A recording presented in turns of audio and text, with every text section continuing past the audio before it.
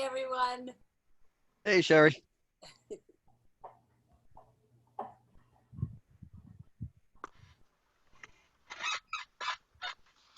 Oh. But Denise had asked if I knew who mowed the memorial area. And I got back to her and said, well, it's not DOT. And I wanted to say, because it looked too nice, but I publicize that part of it. So I believe Parks and Rec are the ones that, sometimes they have summer help if they have money. Other times places get mowed when they get a chance. So. But the lawn area around the memorial that day when I was over there looked, I knew we didn't do it. Our machines are too big. And we don't have anyone ambitious enough to use a push mower, so. Did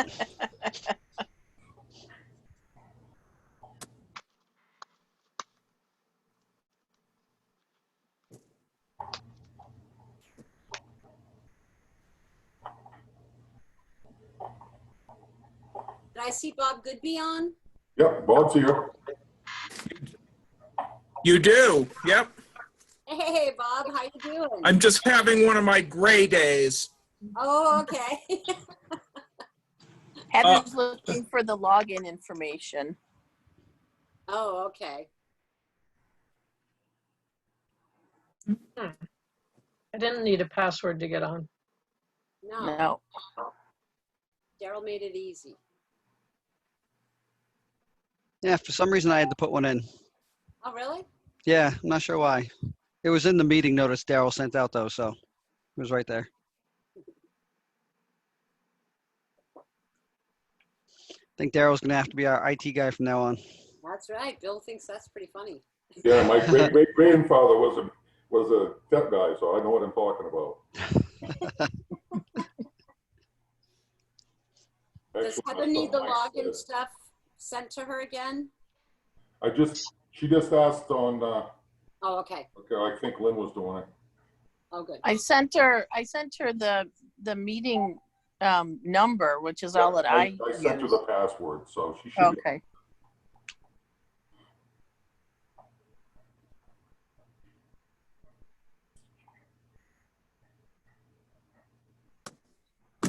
I didn't hear the whole select board meeting, but I was just listening to it.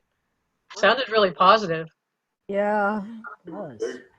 I was excited when we got done, even though I'm watching the whole beginning of the meeting, and she announces my name, and my screen goes black.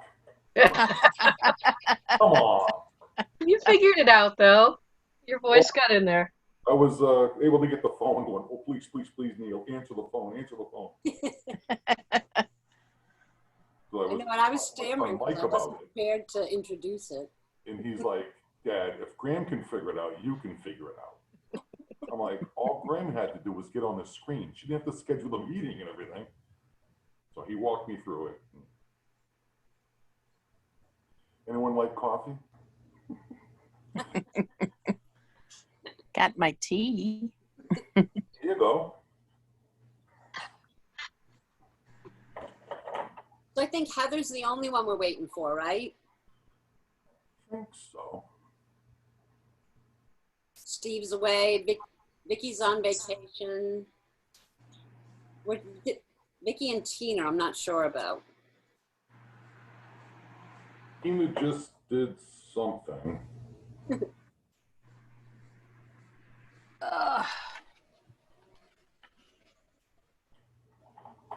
Is Heather. Oh, good.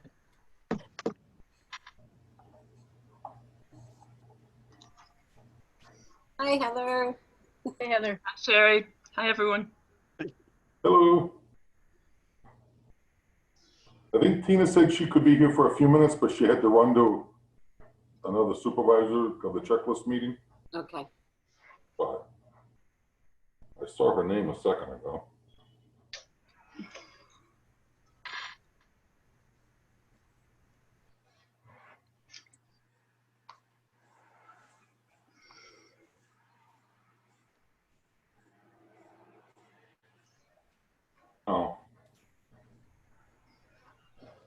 Sherry, can you text Tina real quick with the login information? It'll take me forever. Yep. Tell her to look on Facebook.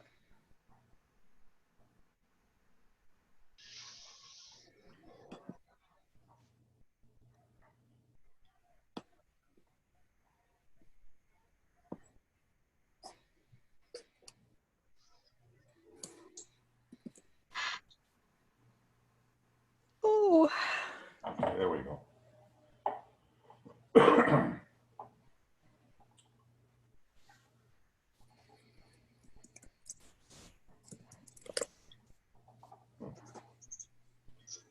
Bill gonna join us, Sherry?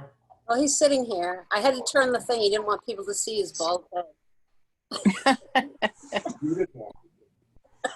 Well, with his head being so big, I figured I'd be able to see him. Okay, I put a note on Facebook to her. I hope it works. I can email it to her too. Maybe. It screws too.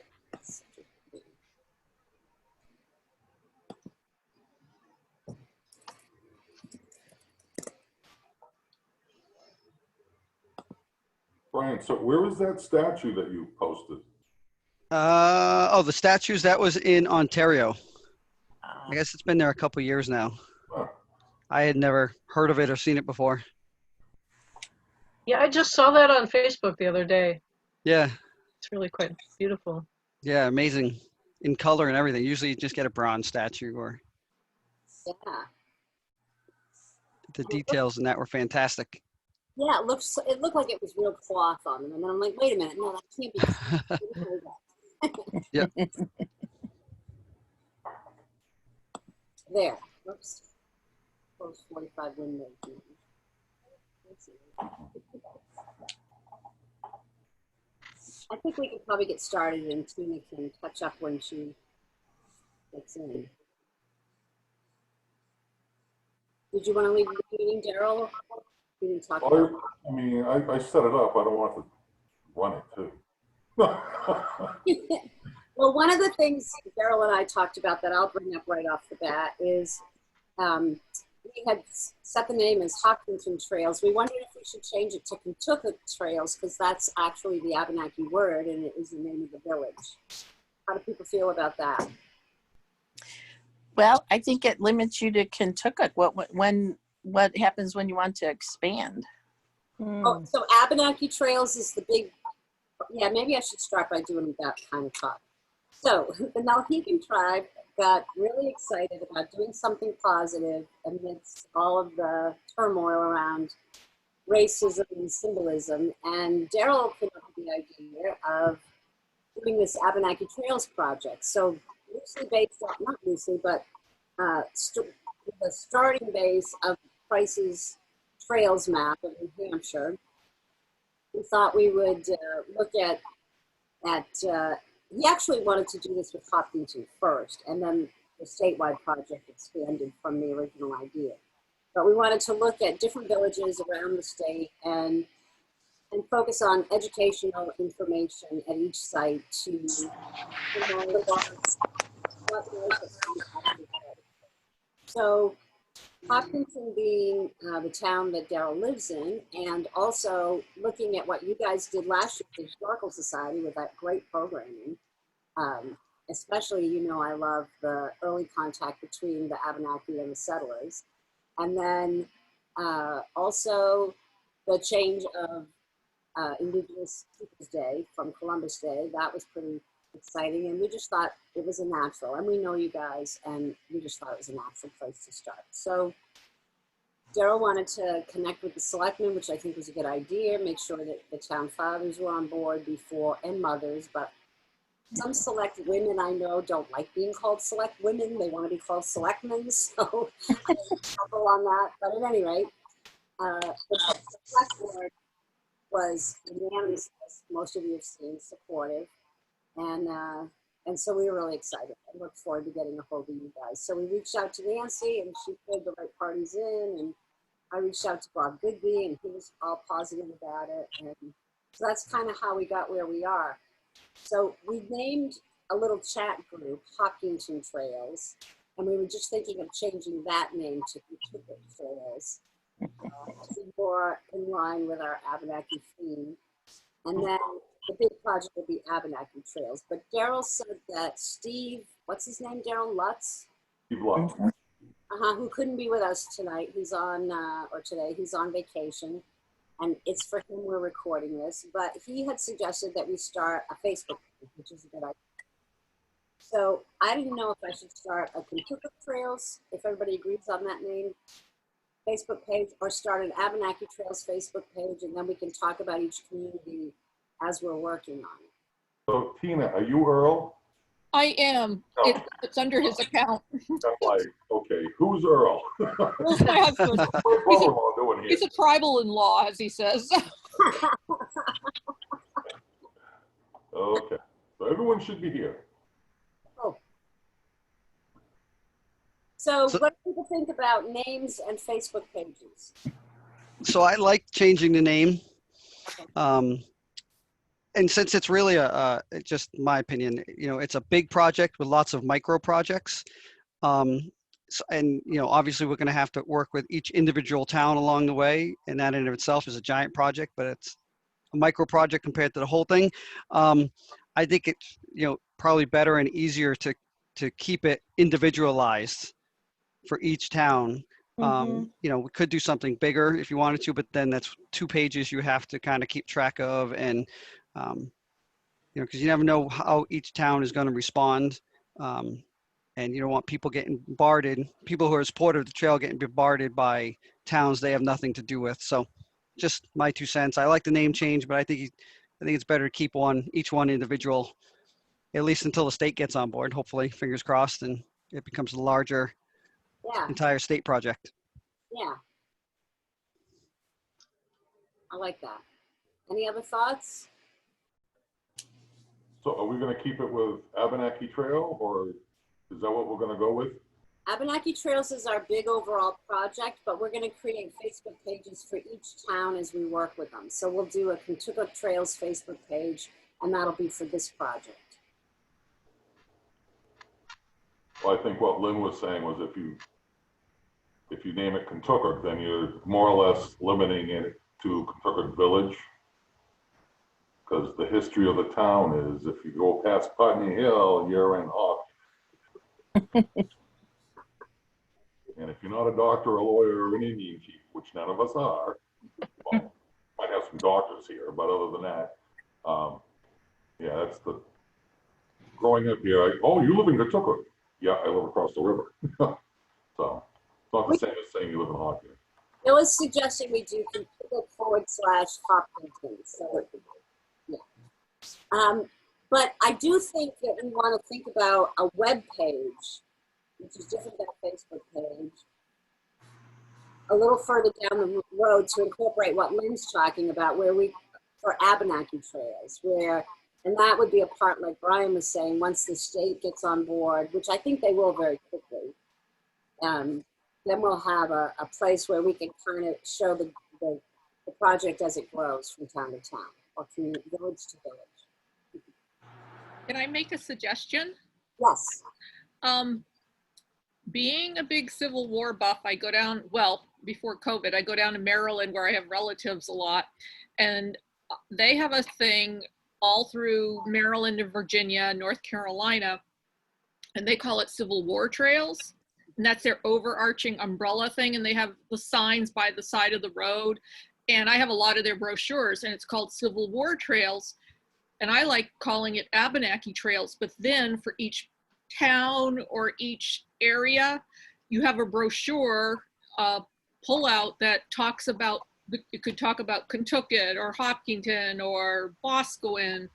And remember when I was in the winter up in Tilton, and I sent you that photo of that mortar, and you'd never heard of that or saw that. And that's part of the trail system because of the salmon carved in the rock and the mortar hole there. Is that in Franklin or Franklin? I was Franklin. Yeah. Okay. And I sent a picture to Sherry from Franklin because I was actually with the Waterworks Association and I was just going past it. And I was like, I've never seen this before.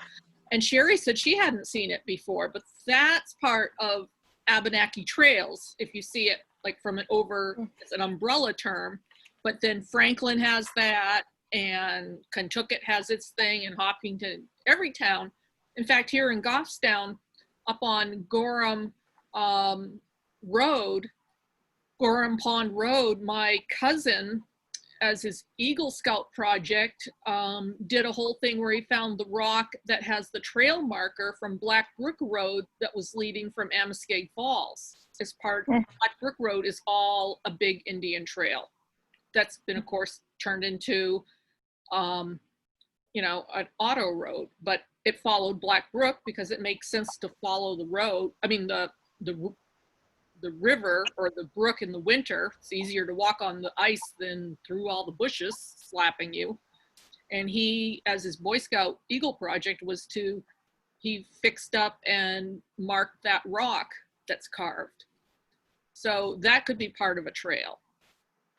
If you have Abenaki Trails, then underneath that, as your overarching sign, you can have all the towns you want listed underneath that. Right. Yeah, I think for the webpage, that makes perfect sense. And I like what Brian was saying. I don't want to try to I personally don't have time to manage multiple Facebook pages.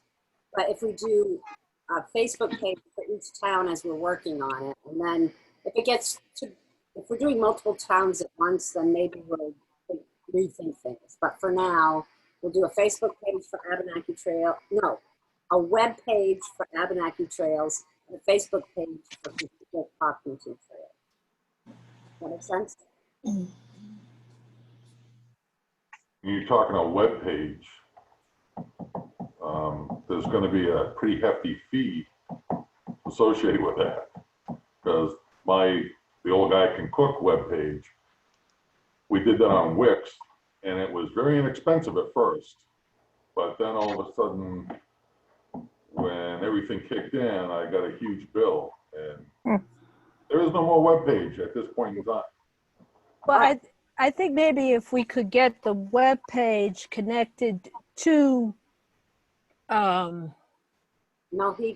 page? yeah, to another page, either like the Nalhegan page or, and that it goes out that way so that it's like part of somebody else's web page. Right. That's great. If we're allowed to do that, that's one thing. Right. We might want to try and figure out to have it like hosted by the Historical Society or someplace like that. I don't know. Well, since it's basically a project, maybe someone that's in the know could find out if we could put a link to their site or link. Right. Like I can reach out to Francine to see if our webpage, has the capacity, because sometimes there's certain parameters based on certain packages you buy. So I can reach out to Francine and see what the Nalhegan website has for capacity and if we can do it.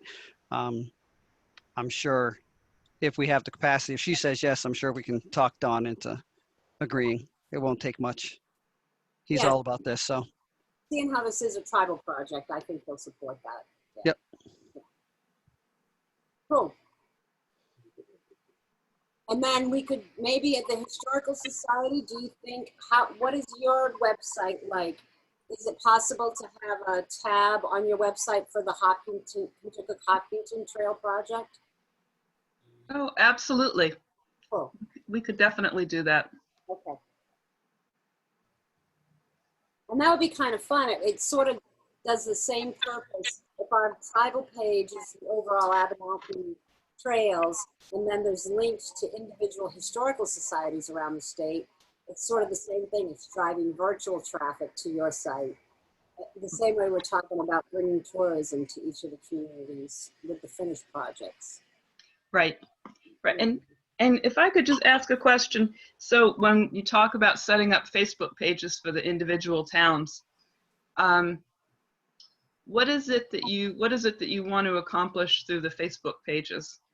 just because I know from doing the Hopkinton Historical Society, that's something that you have to, you almost have to, it's like you have to feed it constantly in order to get people, for it to be seen by other people. Carol, it was Steve's idea, so what were you guys thinking? Well, he just thought it'd be a good idea to get it out there, but he wanted to announce something on his webpage, that his Facebook page that he does. And I asked him to hold off, to find out how the town felt about it.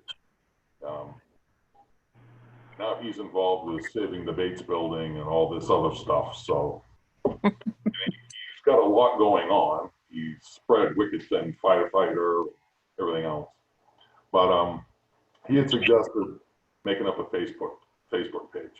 I'm the one that started the commission's Facebook page, and it was a daily thing. We were on there constantly, adding artists, adding different things. I haven't retired yet, but I have a little bit of time usually in the evenings if it's not snowing or whatever. So I don't think it would be that time consuming really. But, so that we could all add something to it whenever we wanted to. It wouldn't just be Sherry, I, or Brian, or Madeline, or Tina being able to add things. If the committee wants to add something, then by all means they could add whatever they. The only thing I look at the particular Facebook page that I started, and it's not what it was intended for. I mean, there's things from Michigan in there, from out west, and yes, it is pertaining usually to Native Americans, but not New Hampshire or New England Native Americans.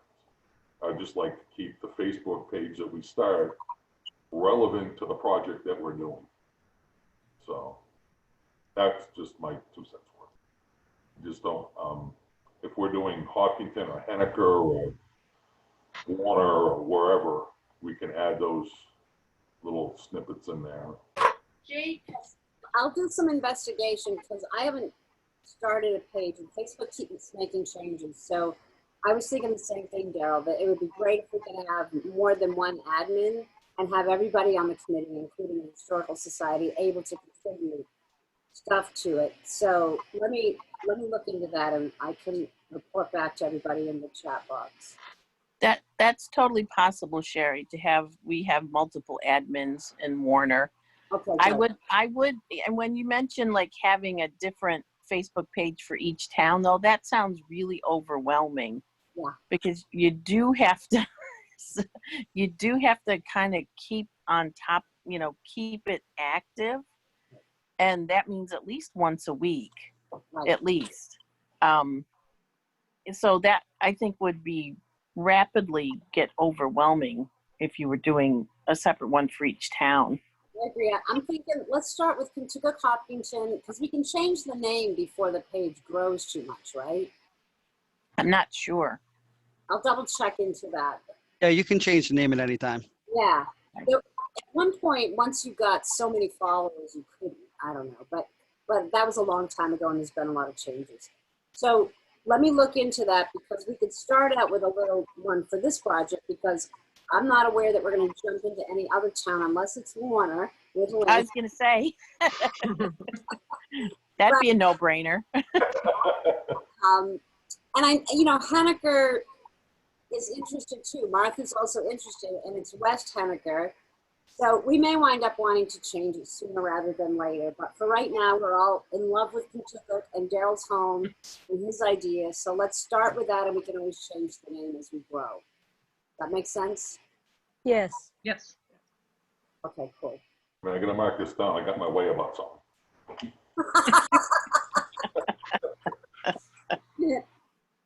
All right, and then I want to make another quick little announcement. Way back, so there's a Hannah Dustin project going with the park, Unity Park and Dakina is the new name, and a lot of us on the committee have been involved in that project as well. And there's NPR was going to do a show, so I got a call today from NPR about the show they want to do. And so as we're talking, and I was suggesting Marge Bouchard would be an addition to that show, and Chief Stevens would be a good addition to that show. And then, but I wasn't going to bring this up because we're so young, and it was about something else, and so I wasn't. But then she said, it was Jessica Hunt. She said, and this is for the exchange. She said, what we're really excited about is this is much bigger than Hannah Dustin. It's about focusing on the Abenaki and positive things happening. So it kind of seemed like the door got open. So I mentioned it, and she was really excited about it. She wants to add Daryl into the mix, I think. So that is going to air August 3rd. And she said she'd like to loop this idea in. I think it'll be a very small segment. And then it sounded like, she said, you've also given me some great ideas for future programs. So my hunch is that once we really get in full swing with a project, maybe they'll come back at it again. So I just want to throw that out there. The exchange is a little overwhelming for me, but anyway, I'm not going to be on it. Haha, Daryl. I've listened to, they had a segment on there, I can't remember his name, but there's an author that wrote a book about the Hannah Dustin experience, and he really dove right in, and he and a partner actually traveled back to Haverhill March 30th in canoes, and they were both experienced outdoors people. They had modern equipment, and they both almost died going back. So his opinion was it would be a little unlikely, and no offense, for two women and a young boy dressed in woolen clothing getting soaking wet to travel down the Merrimack River in March with the rapids the way they were. So David Stewart Smith was absolutely convinced that they never made it up this far, and there was no way they canoed past the major Pennacook village without being noticed. Right. So they listened to his point. I mean, the whole program was about him and his book, and there were different people on. Paul was on there, and So that gives you confidence to make your presentation. what's that? So that gives you confidence to make your presentation? Oh, I can talk with the best of them. There you go. Once you throw donuts or cake in there, I can talk about anything to anybody. So, I mean, it didn't seem all that overwhelming. They seem like nice people, so. So I'm interested in hearing at this point from Nancy and Lynn and Bob Goodby about what are the known locations and what kind of ideas come up for you guys as we're talking about somehow breathing some life into historic Abenaki village life in the area. Well, for me at the Historical Society, two of the major collections are from along the river. No surprise. One on the Dustin property, probably around where Dustin Road is, and the other Davisville. And yes, indeed, there's a lot of fishing materials there. There's a lot of fishing weights, and a lot of general life kinds of materials. Then there's Don Rice's father had picked up 4 stone gouges along 127, probably close to where the paper mill is, when road work was going on in the 20s or 30s. And then we have the maps, and maps show, stuff done, within the last 50 years, stuff that, maps for various promotions. And there's a listing of I can't remember, Heather, exactly what it says, Indian pot found here, or something like that. Right. Up in the Blackwater area. There's Um, another one that says Indian encampment. and that's close to the center of town, right? Right. Um, and then we have these two baskets. Um, one basket, Ashland baskets, one that has a story written on it that says from the Indian encampment, 1840. Emerson Hill, Or Bassett Mill. Bassett, Bassett Mill. Thank you, Bassett Bassett Mill. Mill. Yeah. And then another one, Ashland basket, that was from the woman along the river, and this would have been around the same era, mid 19th century. And was that more that other one wasn't the Bassett Mill area? Wasn't it more like the Bohannon Farm area? Yeah. Because hadn't it come from Larry Boutwell? Yep. Yeah. So it was, I think it was more Blackwater area. So I think. and I think that's what's really neat about Hopkinton is that, you know, we have this myth in New Hampshire, which people still firmly believe that all the Abenaki were gone in the 1700s. And here we have the actual physical evidence Right. that they were. And Rose Hanson's family stories, which places their interactions with Abenaki well into the 19th century. You know, so I was trying to think of how you would get across the fact that Abenaki people are still here in a trail of this nature, because we have the archaeological sites. So like Abenaki have been here for thousands of years, and everybody knows that, but they don't Well, get that they were not, you know, that they were still here, and that certainly were here in the 19th century, long after we think that they all went up to Canada.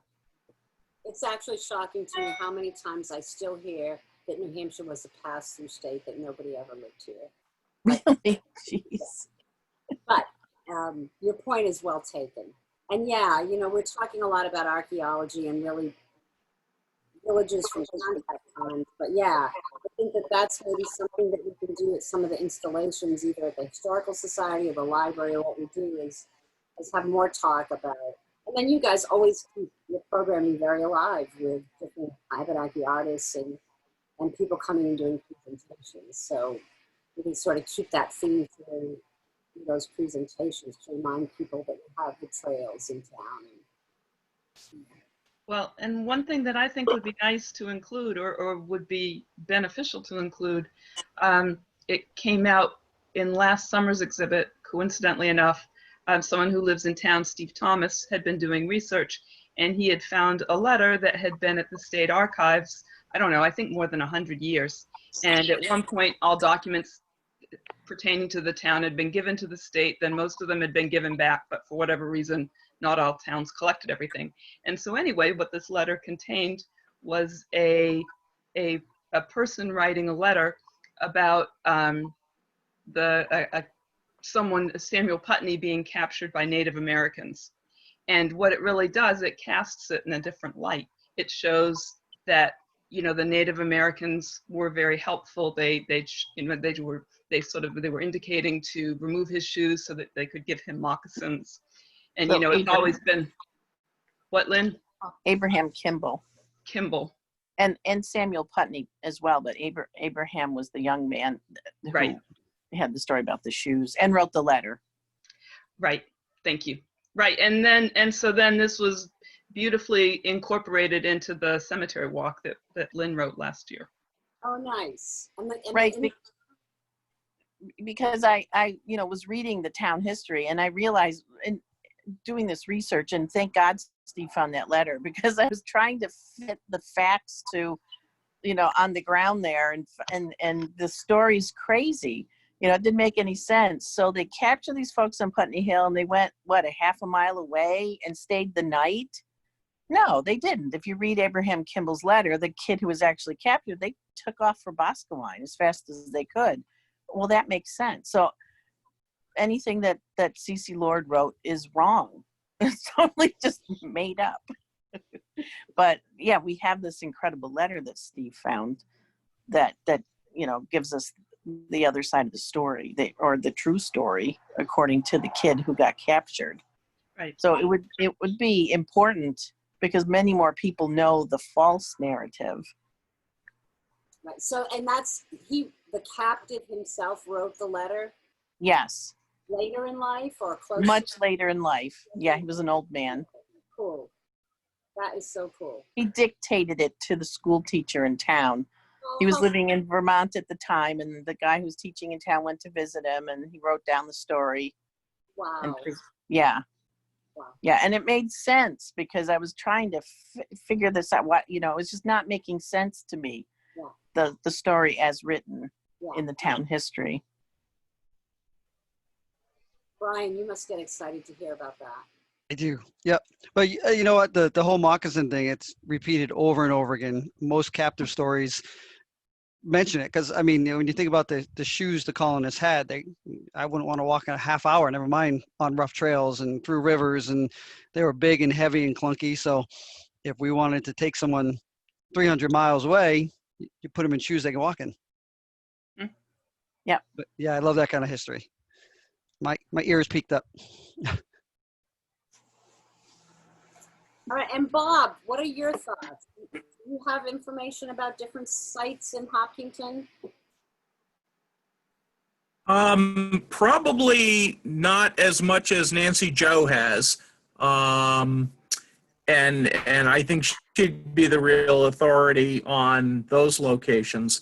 One of the things I was thinking about listening to this is, and this is always a problem, we have to try to balance two things here. We want to get out a sense of the history and the geography and the places that were important to Native people, but we also need to protect archaeological sites. And we can't do things, or we shouldn't do things like identifying where village sites were, unless those village sites have already been completely disturbed, or unless they're, in a place that's so visible, you're not going to have a problem with looting. Because there are people out there who will loot these sites, and we can't provide them a roadmap at the same time that we're trying to get this history out. So that's one of the things I was thinking about here. I think we can do that. I think we can talk about, so the remarkable collections in the Historical Society in general terms, and talk about the river in this town and things of that sort, and still include some of that. But that was one of my concerns. Mm-hmm. Well, somewhere like Davisville, which kind of is, still parts of it are in Hopkinton, parts of it Warner, and the stories are connected. So if you were just setting something up, saying here you are in Davisville, you could talk about the archaeological sites without saying where they were. And also, that's the point of contact, and you could talk about these stories about taking captives up to Canada.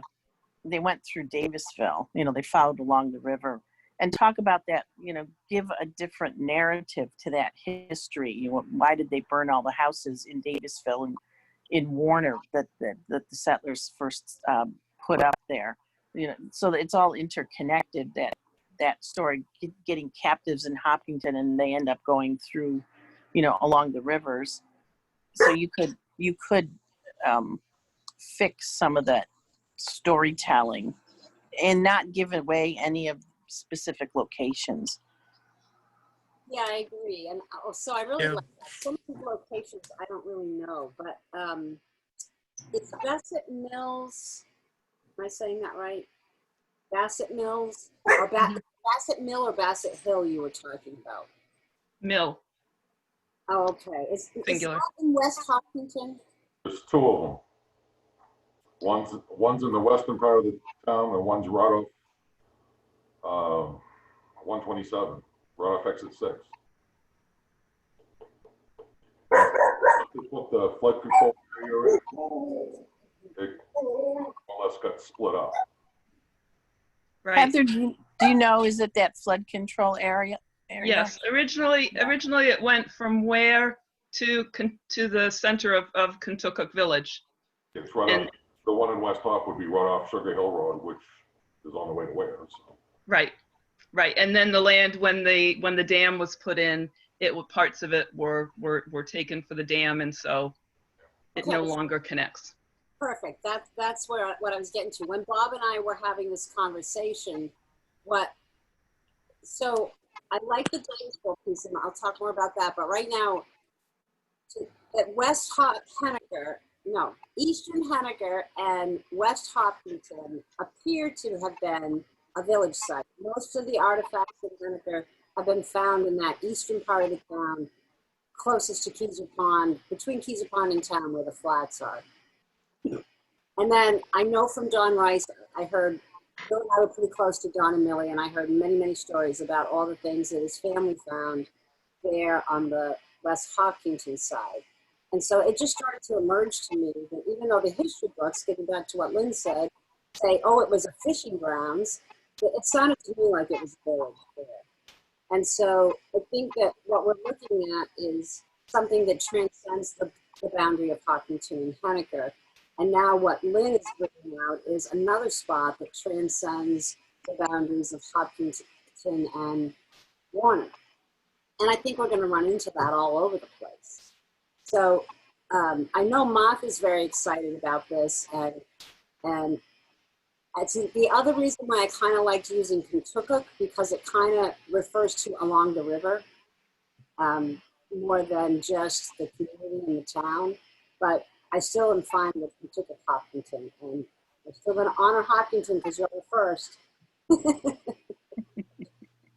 But anyway, Bob, I think that's an excellent point. That no, so Bob and I, what I said, like maybe we put a sign up somewhere near the dam that just says village, and we do a historical markers sign if we get enough solid evidence of a village site there. But then the other day, Bill and I were driving back through there. Who owns the property that the stinky Bernie mixer place was on the big corner? Where the what was, Sharon? What is it, Bill? The old paper mill. Oh. It's private property right now, but most of the fields around there and up on the dam, it's all federal property. I wondered if it was worthwhile to kind of track down who owns the paper mill property where everything's been torn down. It's just sitting there doing nothing. It's kind of a cool spot to put up some kind of big memorial, wouldn't it? Towards, well, do you remember the mill houses that used to be over there? If you head back towards Kentucky, that end of the mill, there were two houses on that end by the big trees that are there now. Families lived there that worked at the mill.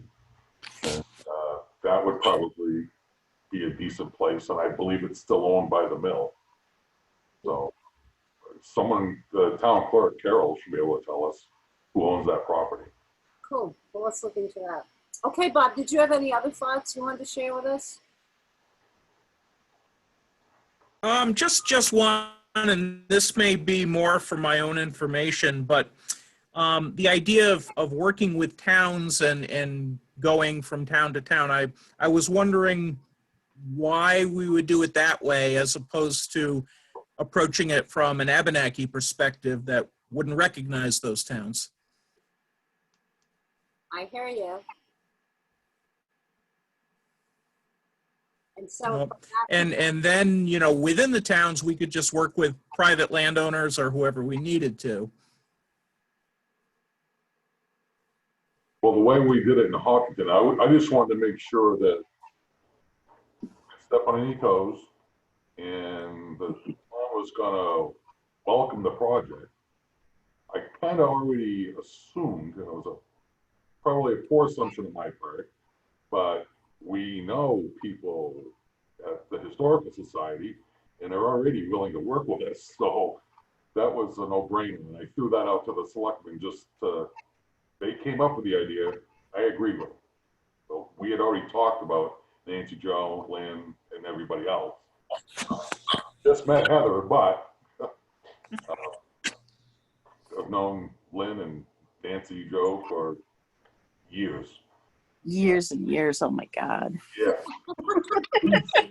At least 10 or 15. So, So as part of this project, Darrell, are we going to get an Abenaki food truck that appears along the trail? I've already, Just asking for a friend. like I said, if this project gets over, we'll have a fee.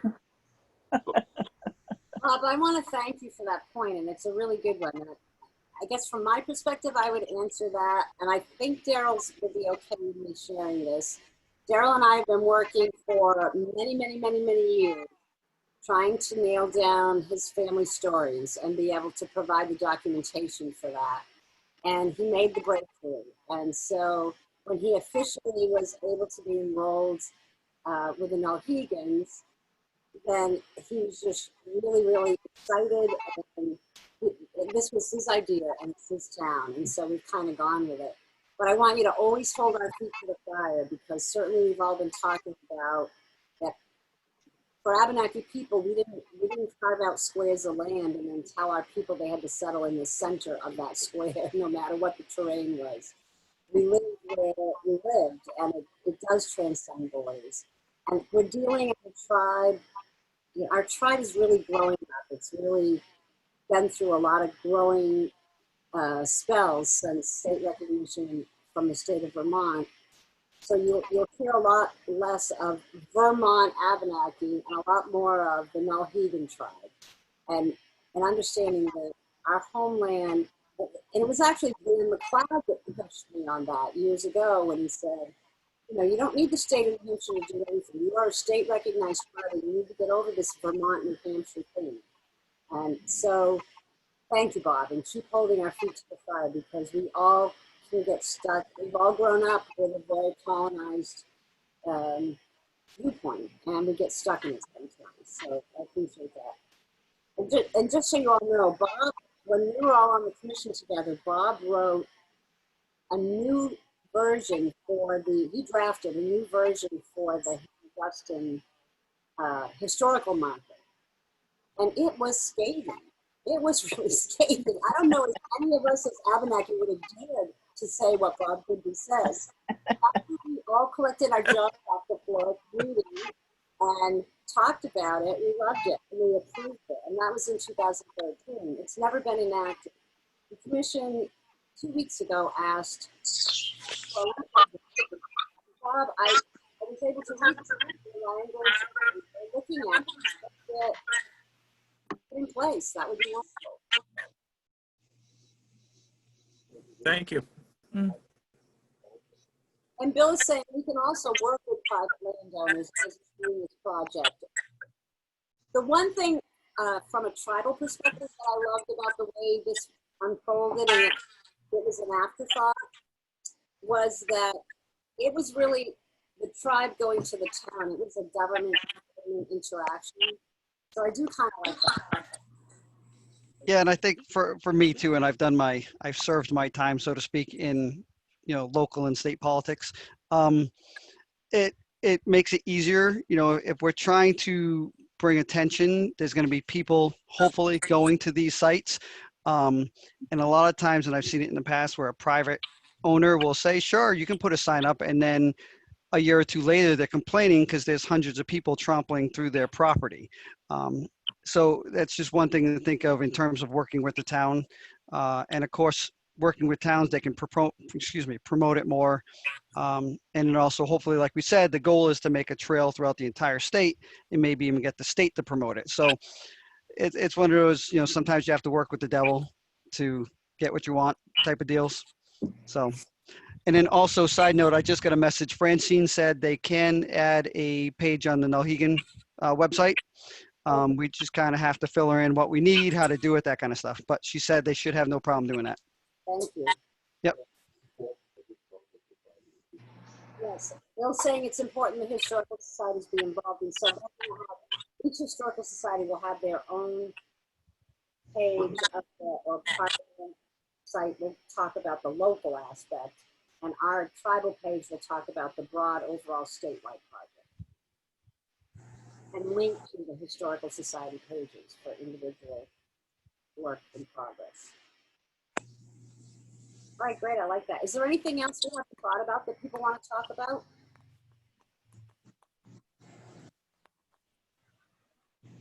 I had all kinds of things to talk about. I'm drawing a blank now. So I guess the biggest question, which is always the elephant in the room, is when it comes time to, so we can, everybody's hoping we can get all this done, and we end up and we work the Historical Society, we find spots to put these signs, we have all these creative people to write them. Funding is going to be the biggest issue of, if we want just a sign or if we want something as fantastic as that sculpture, Uh-oh. I can dream. How are we going to, fund that, and where we're going to go? And, my hope is that when we get to the state level, after we do a couple of these small towns and hopefully draw some attention, is that maybe we can get some assistance from the state. But, we all know how that works. Well, Sherry had talked about maybe looking at some different grants that are available for the Council of the Arts through cultural resources. They have some historic preservation type grants that are maybe available. Mhm. I'm sure my oldest son works for a stone company. They do countertops, but he had said that if we put the company's name on the bottom of the sign, his boss would probably sponsor the sign or the statue. Anything to get his company's name out there. Mhm. He lives right here in town, so. Yeah, that's another great way. And another way I thought of too is the stone monument that I sent you guys earlier, the one near my house. That was the same thing. A local company donated the granite, and then a local artist volunteered the time to carve it out, and then put it there. So, I guess we'll kind of have to play it by ear with each site, how we fund each one. We have a lot of granite, a lot of Yep. granite, huge granite. It flakes off from the hills, the Mink Hills, and so the granite's not a problem. What I was thinking specifically of in terms of grant money or funding, right now there's kind of a lot of COVID money around and a lot of focus on artists not being able to work. So I wondered if I worked through the New Hampshire Council on the Arts, if we might be able to get some funding in place to help put some local artists to work on some, once we come up with the ideas. And who knows how much, and even Dawn's been getting some funding for tribal artists as well. So, Yep. yeah. See Okay. what we can come up with that way. And the Historical Society, do you guys have any thoughts and ideas? Are you guys swimming in an endowment or something? I wish. I can pay more attention to the Black Heritage Trail markers part of the committee. I'm on the research subcommittee, but I could talk more to the folks on the markers subcommittee to see more, find out more about the funding. Okay. Cool. Yeah, and there's also the New Hampshire Humanities as a source of grants. Okay. Charitable Foundation. Right. New Hampshire Humanities supported the programs that we had for last summer's exhibit. And so that brings up a good question. Should we apply for monies in the tribal name, do you think, or in the individual historical society names, or a combination thereof? What do people think? Well, a lot of times you'd need a nonprofit to partner with if you weren't a nonprofit, and you might be able to make the case that the Nullhegan are transcend the border, because the humanities, they're set up state by state. Yeah. But you might be able to make the case that it's both states. So usually, like I know with the basket, the apprenticeship grants and stuff, within so many miles of the boundary, and our headquarters is actually very close to the New Hampshire border. And then the recognition is based on a grant that names all the land in North Country and New Hampshire as well. So yeah, we have good Brian can help us with the historical documentation that shows that. Yep. Yeah, I just sent it all to the Vermont governor in order to get the hunting bill passed. So Very I nice. still have it. Very nice. All right, so I think our tribe is all set up with the nonprofit and all that. As long as I'm always nervous about this stuff. I just always want to make sure everybody's on board, that whoever is collecting the funding, that everybody's in agreement about it. I think it may be a case by case thing too, because I think ideally it'd probably be better to work with to run it through each town's historical society if we're working with the town. And if they can't or don't, then we have it run through the tribe for that particular micro project. I know that's just my feeling. I like the idea of having the town and the people of the town feel like they have a investment in the project. It usually goes a little better than just kind of saying, hey, look, we just stuck this here. So. And I think in each community, there's likely to be some citizens who care a lot about the topic, and as they see the enthusiasm, they want to donate. I think you're right, Brian.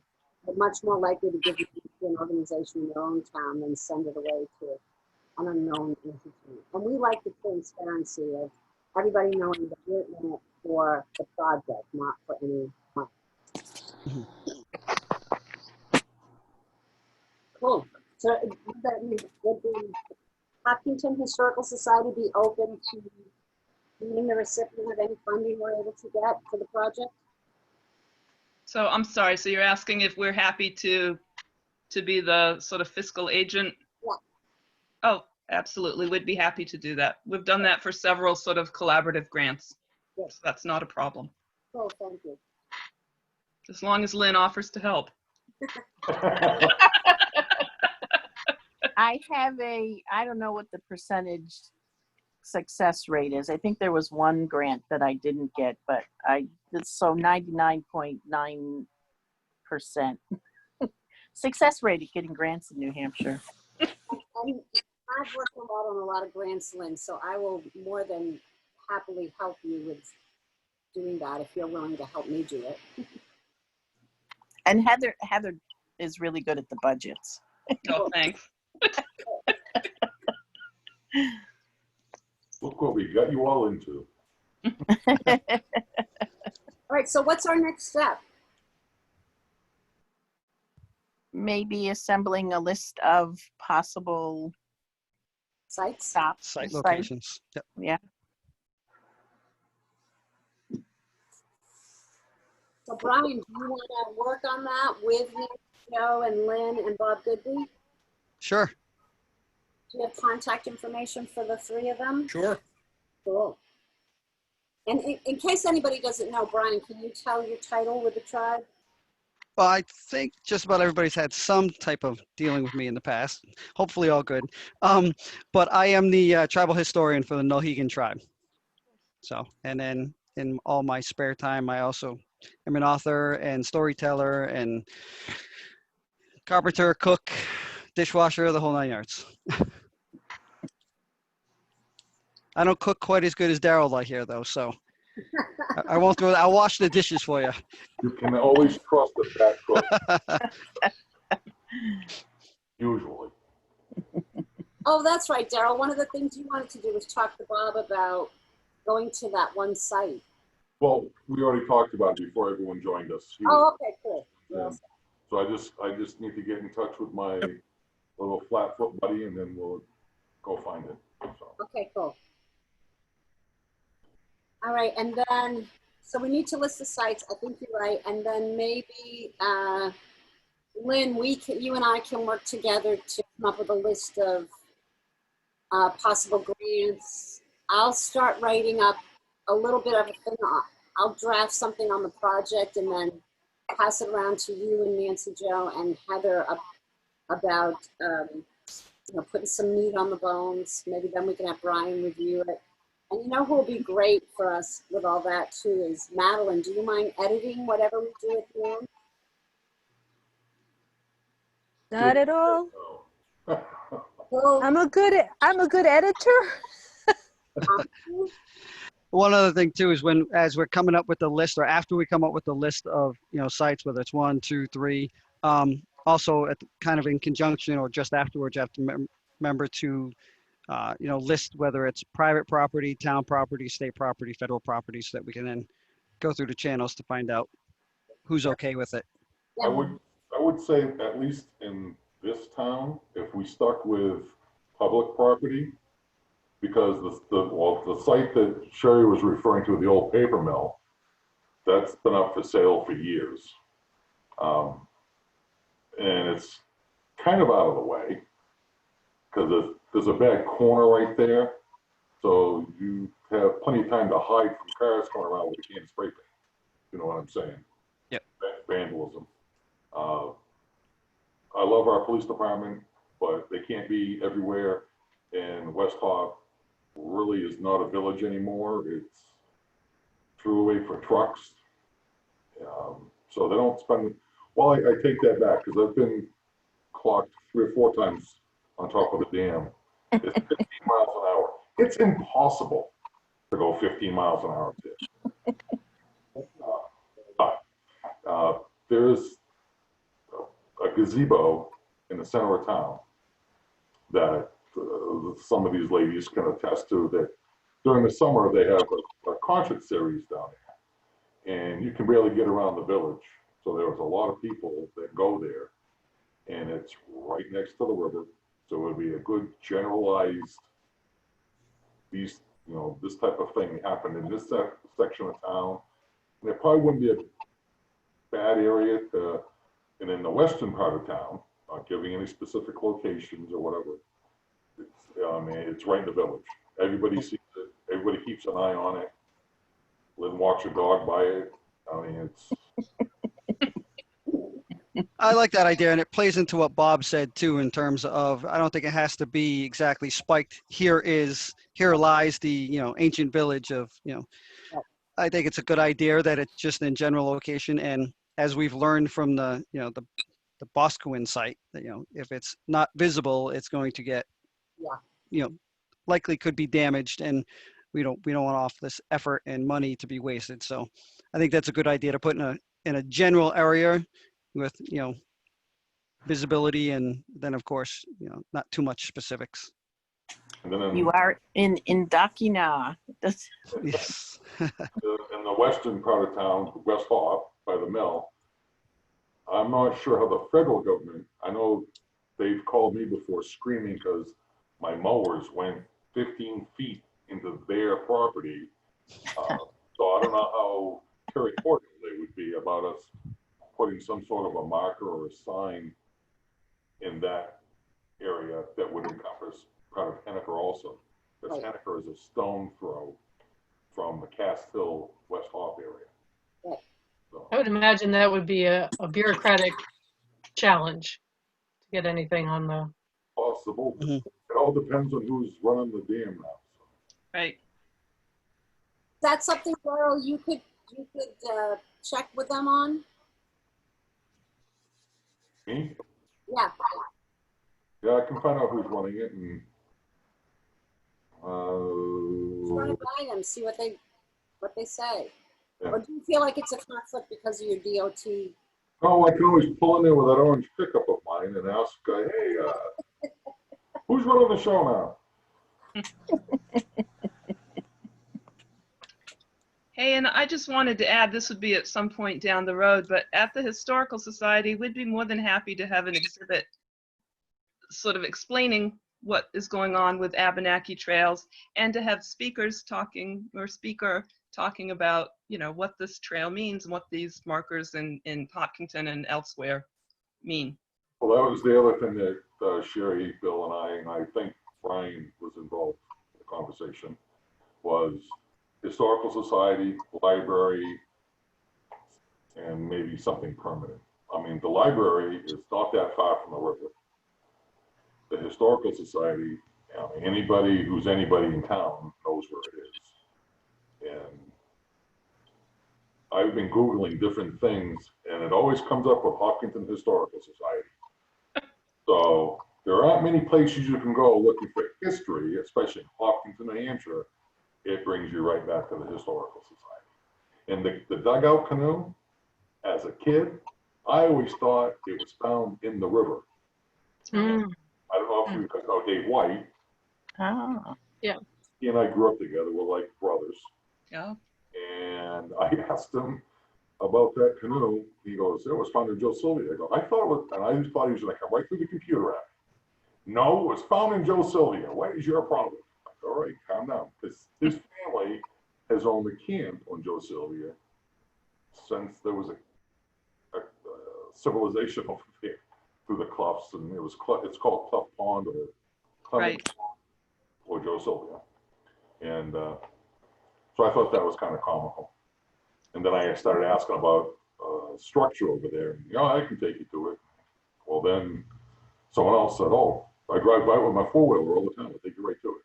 So that was interesting.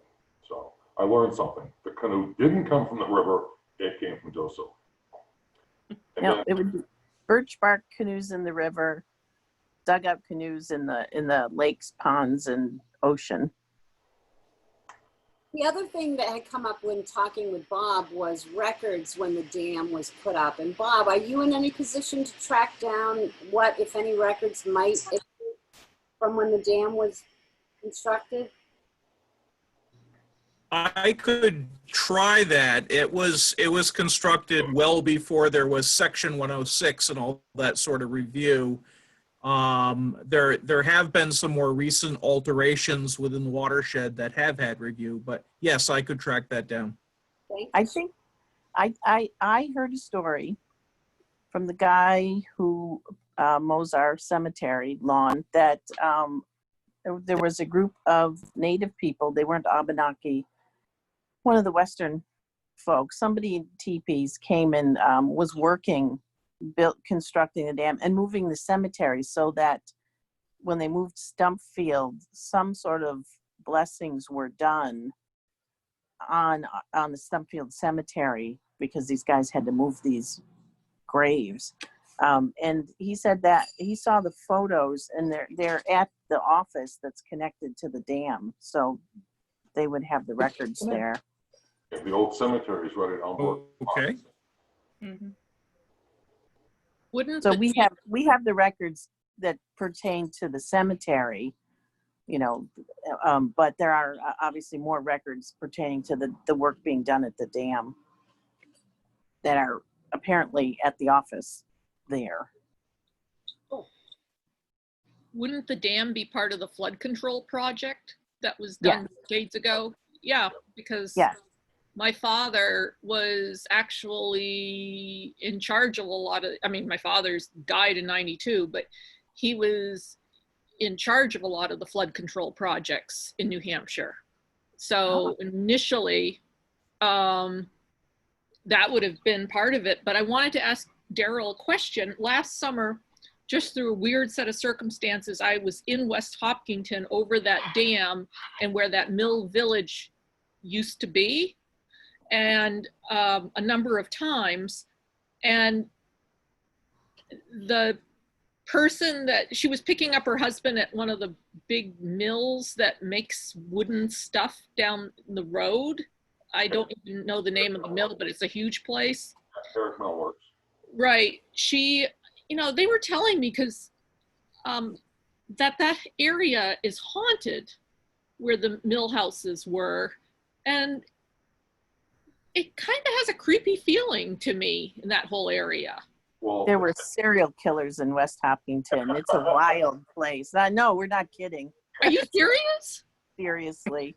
It's like 19th century serial killers. It's a wild place, West Well, Hopkinton. we were there, because we kept going through that, I know that real super sharp curve you're talking about. And she would take me down where the mill houses were because somebody in her family lived there. And all this tragic stuff. And I was like, and I was telling her, this place has got the weirdest juju feeling. And I don't like it here. I just didn't like it there at all. So when you were talking about putting up a sign, I was thinking like, this is Boscawen all over again. I like the gazebo. I don't like that place. Well, the only building that is still standing that was part of the mill buildings is that big building right in front of you as you come down the hill. Right, That's right. the post office for the village. That is the, And it- that whole area is creepy. My only association with it was Don and Millie Rice, and they were the furthest thing from creepy that one can imagine. So I hope. The Rices were up the road a little bit further, but the kids I went to school with that lived there, yeah, they were kind of creepy. So a lot of them had horses, and we would go shoe their horses. So, and my father worked at the paper mill, so he'd come home and grab me to go help him shoe some horses at 11 o'clock at night. Shoot And them? Shoe. Shoot. Shoot. Oh, okay. Oh my God. At midnight, the mill would release its steam. So they tell me, hang on real tight. And sure enough, the horses would go. I mean, it was deafening in that area when they released the steam from the mill. You couldn't hear yourself think. Oh my God. It was weird. But I've never heard it was haunted before.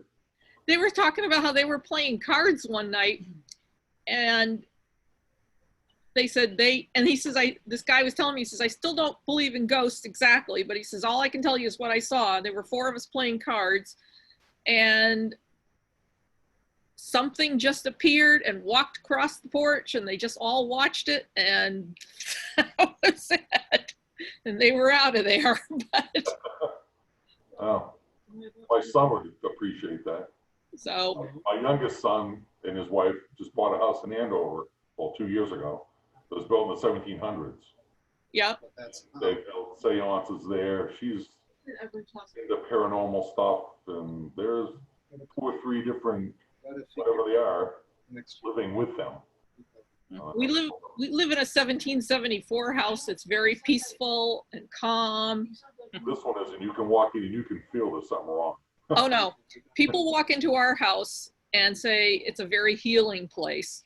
But before my mother bought it, she asked the old lady that lived here, and this is Yankee talk, is this house okay?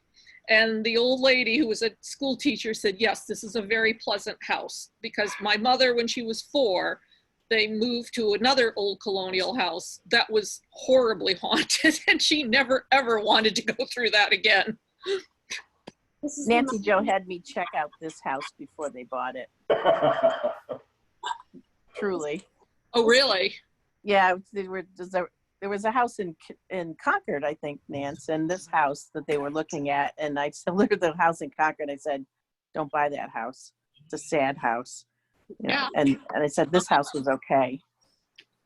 So this conversation is reminding me of a piece from the Hanukkah history, and that is that in the Hanukkah history, what you find is that the settlers built a mill. A few guys went there and they built a sawmill to saw out the lumber to build the rest of the houses. And again, this is in eastern Hanukkah, right near the West Hop area we're talking about.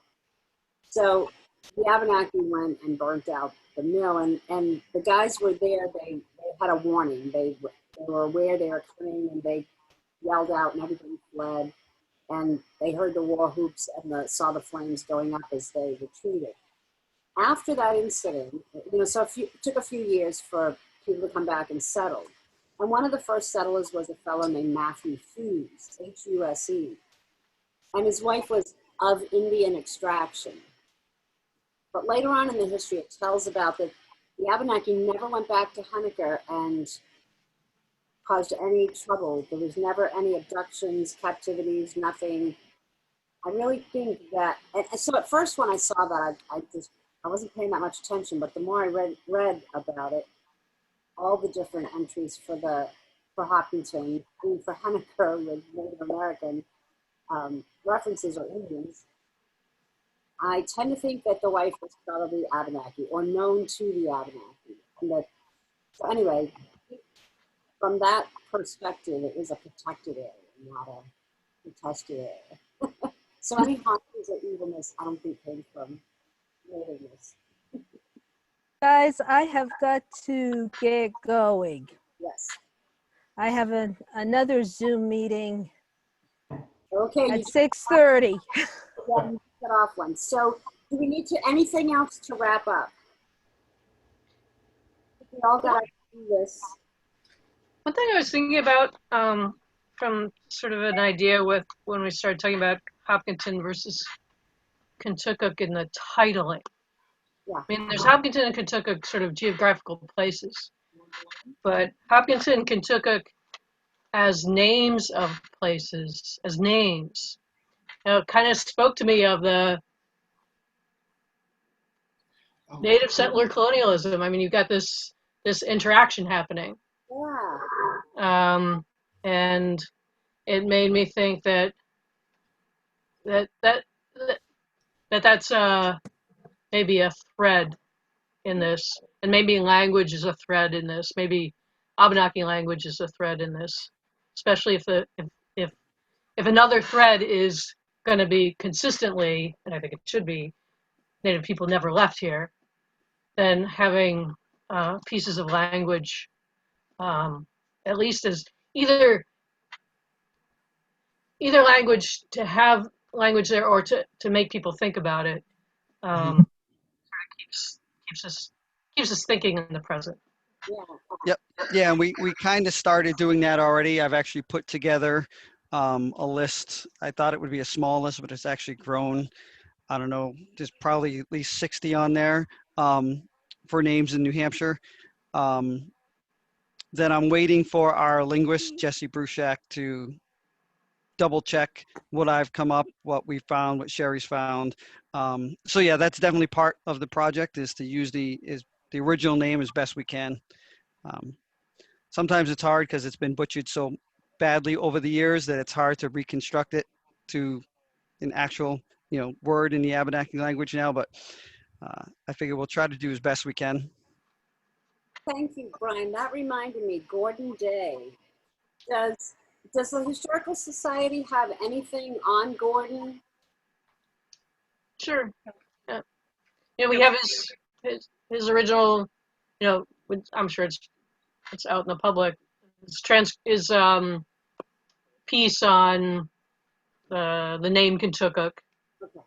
from a linguistic, Yeah. from a Eurocentric, linguistic perspective. And we have little bits also about the family. They lived in Hopkinton. Yeah. I just think that another tie that makes Hopkinton, it initially made Hopkinton such an appealing first place. There's a lot of ties. Yeah. Okay.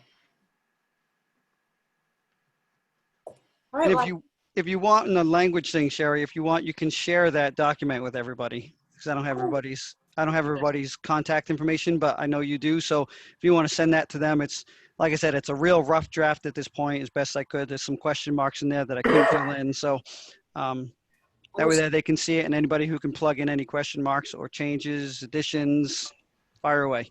And we're still working on sourcing it all. So Yep. does everybody use Dropbox? We started a Dropbox folder we've shared, and I'd be happy to share that with any of the non-Mohegan community members that want to get involved. So we're just putting like any information we find in there so that everybody can look at it and share it. Nancy or Lynn or Heather, Bob, do any of you want to be invited to a Dropbox folder on this project? Sure, I have Dropbox. Yep, I have Dropbox as Sure. well. Oh, Dropbox. Couldn't quite get what you're saying. Yeah. Yep, I do too. Okay, great. I will. I'll get all of you invited into that, and so his folder's in there. I just did a pulling out anything Indian in the town history. I made a document of that. I can't remember what else is in there. Quite a bit of stuff actually, but prices map and whatever. And then if you all have resources you think will be helpful, you can toss a copy in there too. One more thing on grants, with regard to the Arts Council, and you might have more experience about this, but I found recently that they can be pretty flexible with regard to particularly to Native artists. When we had something that was a potential project, they were quick to say, yes, this really fits our needs, I guess, to have traditional artists, particularly Native artists, in there. Thank you. It was actually Cassie who had said years ago that, you know, when I was talking about not all of the artists are going to be necessarily from New Hampshire, but you know, this is an arbitrary boundary, and you know, imposed on the Abenaki, and they were very much like, yes, we need to educate people about that. It would be the humanities folks that, you know, you would have to have the same conversation with, but the Arts Council's been open to that for a long time. Cool. I had a thought in the past. Oh, well.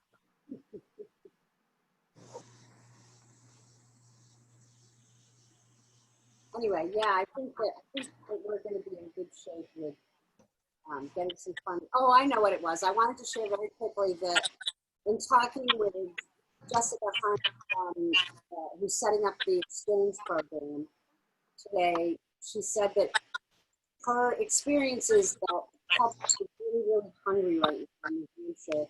You know, more, as much as they can about as many of our groups as is possible.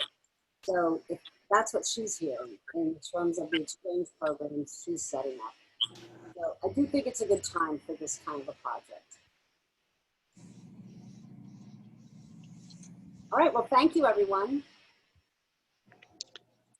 Okay, thank you. Bye, everyone. I'll Have a great day. Information out, so next time we want to do a meeting, I'll do the same thing.